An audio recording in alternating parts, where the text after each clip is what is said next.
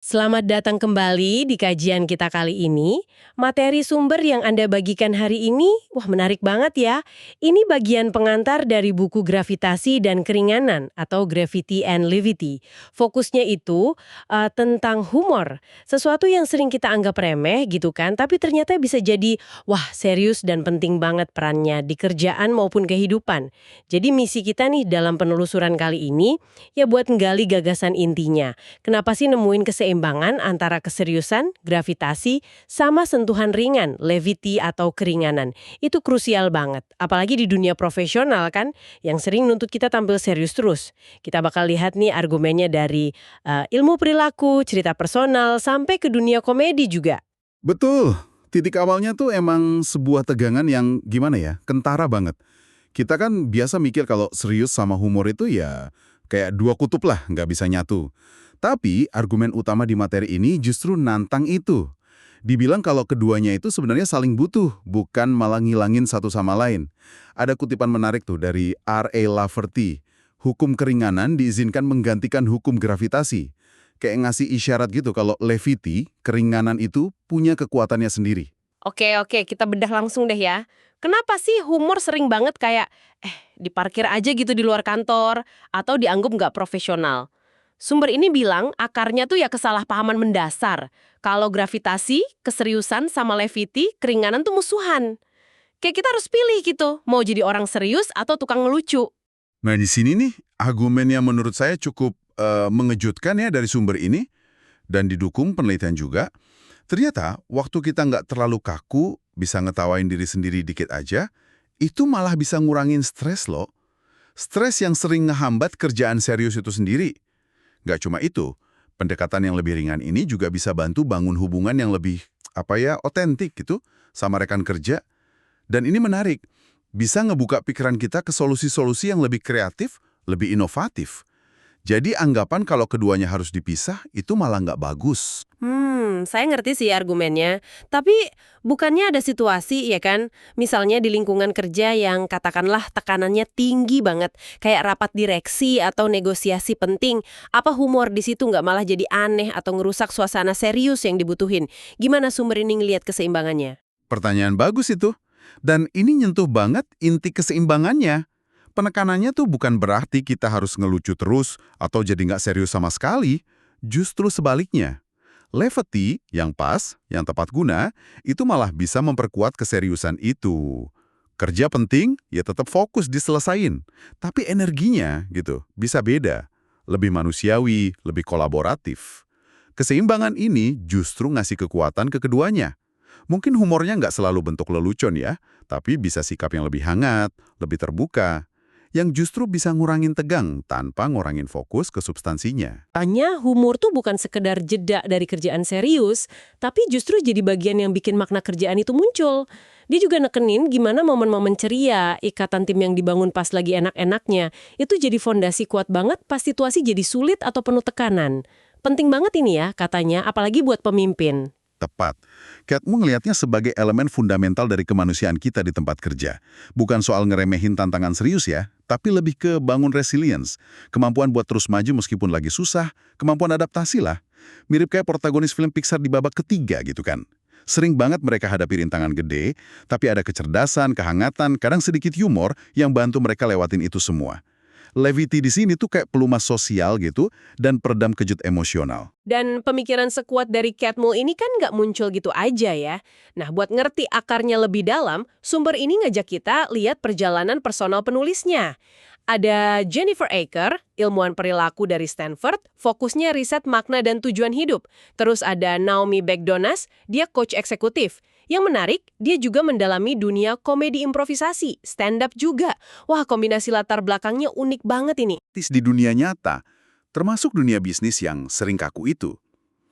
Sumber ini cerita gimana pengalaman pribadi mereka tuh ngebentuk pandangan mereka banget. Si Naomi misalnya, dia dapat momen aha gitu. Waktu ada kliennya, pas sesi coaching, ngegambarin persepsi orang tentang dia tuh kaku banget, formal. Bayangannya spesifik banget loh. Klien ini ngebayangin Naomi itu nyetrika ulang blues di Jumat malam dan punya kucing namanya Kucing. Deskripsi itu bikin Naomi kaget juga sih. Haha, nyetrika ulang blues di Jumat malam sama kucing-kucing itu metafora kekakuan yang visual banget ya. Pengalaman itu terus jadi pendorong Naomi buat belajar komedi. Bukan buat jadi komedian ya, tapi lebih buat ngerti mekanisme humor. Terus gimana caranya masukin lebih banyak levity ke gaya coachingnya dia. Betul. Sementara Jennifer Aker, dia kan dari riset yang lebih serius ya. Awalnya, dia nggak terlalu mikirin peran humor dalam penelitiannya soal makna hidup. Pandangannya berubah total tuh setelah dia terlibat proyek sama Amit Gupta, seorang pengusaha yang didiagnosis leukemia, butuh donor sumsum tulang belakang. Amit sama tim kampanyenya itu pakai humor dengan efektif banget, cerdas, nyentuh, memotivasi. Di kampanye cari donornya yang viral itu, Amit Gupta Needs You, Jennifer lihat langsung gimana humor, bahkan di tengah situasi hidup mati gitu, bisa jadi alat yang luar biasa kuat buat bangun koneksi, ngerakin orang, dan bawa harapan. Wah, pengalaman langsung yang pasti ngebekas banget ya. Ngeliat humor bisa efektif di konteks segenting itu, pasti ngubah cara pandang. Tepat sekali. Kedua pengalaman ini, Naomi dengan si kucing dan Jennifer dengan kampanye Amit, itu bikin mereka sadar kalau potensi humor tuh sering banget diremehin atau disalahpahami. Terus mereka gabungin keahlian masing-masing deh. Riset perilaku Jennifer sama pengalaman komedi dan coaching Naomi. Mereka bikin studi ekstensif, termasuk survei global Gallup itu loh, yang 1,4 juta orang di 166 negara. Mereka juga latihan komedi formal, wawancara komedian top, pemimpin bisnis inovatif, sampai akhirnya ngerumusin argumen di buku ini.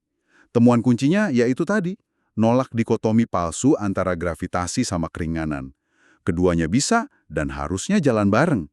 Mereka bahkan ngajar mata kuliah populer loh di Stanford Graduate School of Business, namanya Humor, Serious Business. Oke, setelah paham latar belakang sama argumen utama mereka, sumbernya, terus ngurai konsep kunci ini biar kita nggak salah paham. Ada pembedaan yang menurut saya bantu banget antara levity, keringanan, humor, sama komedi. Mereka pakai analogi dari Kelly McGonigal soal gerakan, olahraga, sama olahraga profesional. Ini penting nih buat dipahami biar kita tahu apa sih yang sebenarnya dimaksud pas ngomongin pakai humor. Benar. Analogi ini mencerahkan banget. Levity itu diibaratkan kayak movement, gerakan. Ini bukan tindakan spesifik ya, tapi lebih ke mindset, sikap batin. Keadaan mental di mana kita lebih nerima kegembiraan, lebih gampang lihat sisi ringan hidup, lebih aktif nyarinya. Kayak cara kita gerak alami aja di dunia, seringnya nggak dipikirin sadar. Contohnya ya cerita Naomi pas beli apel di bandara itu. Bukan cuma transaksi dingin, dia senyum, kontak mata, ngelontarin komentar ringan ke penjualnya. Interaksi singkat yang didorong sikap levity ngubah momen biasa jadi koneksi manusiawi. Kecil tapi berarti. Oke, jadi levity itu dasarnya ya, sikap ringannya. Terus humor di analogi ini kayak exercise, olahraga. Ini adalah pilihan sadar buat menggunakan levity tadi dengan tujuan tertentu. Ada niat di baliknya, butuh sedikit usaha sadar buat nerapinnya. Misalnya kayak mutusin mulai rapat pakai cerita pendek yang relevan dan lucu buat cairin suasana. Atau pakai observasi ringan buat redain tegang pas diskusi alot. Ada niatnya gitu. Persis. Nah, kalau komedi itu kayak sport, olahraga profesional. Ini udah disiplin terstruktur, butuh kuasain teknik, timing, latihan tahunan, panggung. Ya, nggak semua orang pengen atau perlu jadi komedian profesional kan? Sama kayak nggak semua orang perlu jadi atlet olimpiade buat bisa nikmatin manfaat gerak atau olahraga.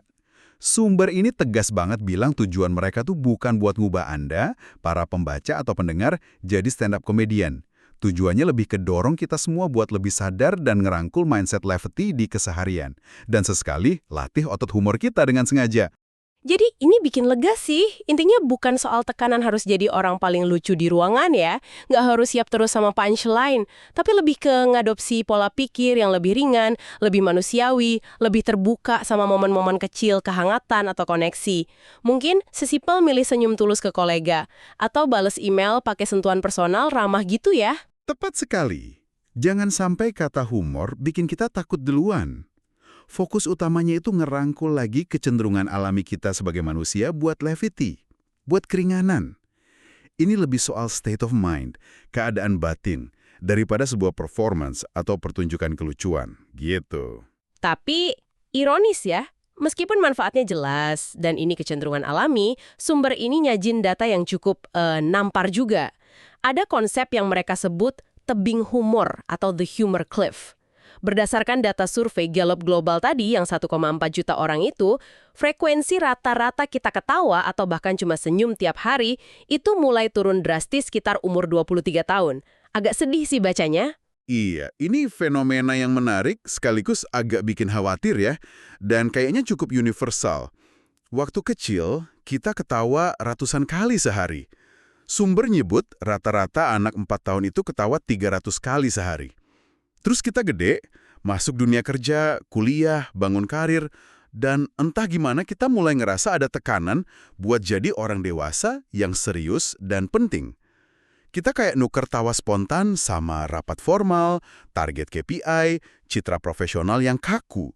Akibatnya, yaitu, akses kita ke levity alami itu kekikis pelan-pelan tapi pasti. Angka 23 tahun itu lumayan bikin kaget ya. Kayak ada saklar gitu yang mulai redup pas kita masuk dunia dewasa beneran. Ini bikin mikir, apa sih yang hilang atau kita korbanin pas proses dewasa itu? Pertanyaan reflektif yang penting banget. Dan buat bantu kita lebih sadar soal peran atau ketiadaan humor dan tawa di hidup kita sekarang, sumber ini ngenalin alat simpel tapi efektif. Humor audit. Semacam kuis singkat atau latihan refleksi diri gitu. Pertanyaannya dirancang buat micu kesadaran, bukan ngejudge. Contohnya, siapa atau apa sih yang paling sering bikin Anda ketawa? Kapan terakhir kali Anda benar-benar ketawa ngakak sampai sakit perut? Gaya humor kayak apa yang paling Anda nikmatin? Beberapa jawaban dari mahasiswa Stanford yang dikutip di materi ini cukup bikin kita diam sejenak ya. Ada yang jawab, jujur saya nggak ingat kapan terakhir ketawa lepas. Atau yang lebih spesifik, hari Selasa kemarin saya nggak ketawa sama sekali. Nggak sekalipun. Ini nunjukin betapa gampangnya tawa itu hilang dari radar harian kita di tengah sibuk dan tekanan. Tujuan audit ini, sekali lagi ya, bukan buat nilai seberapa lucu Anda, tapi buat mancing kesadaran diri. Ngenalin apa gaya humor unik Anda. Suka main kata, sarkas, humor observasi, fisik, absurd. Apa pemicu tawa pribadi Anda? Gimana biasanya Anda nunjukinnya? Paham ini tuh langkah pertama buat secara sadar bisa ngundang lagi mindset levity itu ke hidup kita. Dengan nyadar misalnya, wah udah seminggu nih nggak ketawa lepas, kita bisa mulai lebih proaktif, nyari atau bahkan nyiptain momen-momen ringan itu lagi. Pesan utamanya kerasa kuat ya, nyimbangin gravitasi, keseriusan, sama levity, keringanan. Itu bukan cuma pemanis atau nice to have aja. Berdasarkan argumen dan data awal yang disajiin, ini elemen krusial yang bisa bikin kerjaan kita lebih efektif, inovatif, hubungan kita profesional maupun personal lebih kuat, otentik, dan ujung-ujungnya bikin hidup kita secara keseluruhan lebih bermakna dan mungkin lebih menyenangkan juga. Ini terus jadi ngarah ke sebuah pertanyaan penting buat Anda renungkan secara pribadi nih. Gimana kalau Anda secara sadar mulai coba nyiptain, atau paling nggak lebih peka nangkep lebih banyak Apple moments, momen kecil kayak interaksi Naomi di bandara itu, dalam rutinitas harian Anda. Momen di mana sedikit sentuhan levity, senyum tulus, atau komentar ringan yang pas, bisa ngubah dinamika interaksi dari cuma transaksi jadi relasi. Ini bisa terjadi sama siapa aja loh. Kasir supermarket, rekan kerja di lift, bahkan dalam email ke atasan. Dan sebagai pemikiran penutup nih buat Anda bawa pulang, gimana kalau satu pergeseran kecil aja di mindset Anda sehari-hari? Dari yang mungkin selama ini fokusnya cuma ke seriusnya tugas sama target, jadi juga aktif nyari dan nyambut peluang buat sedikit levity. Gimana dampaknya ke pengalaman Anda ngejalanin hari? Nggak perlu perubahan drastis kok, mungkin cuma sedikit penyesuaian cara pandang dan respons ke dunia sekitar. Gimana efeknya ke energi Anda, koneksi Anda, dan bahkan mungkin ke hasil kerja Anda? Coba direnungkan ya. Sampai jumpa di penelusuran mendalam kita berikutnya.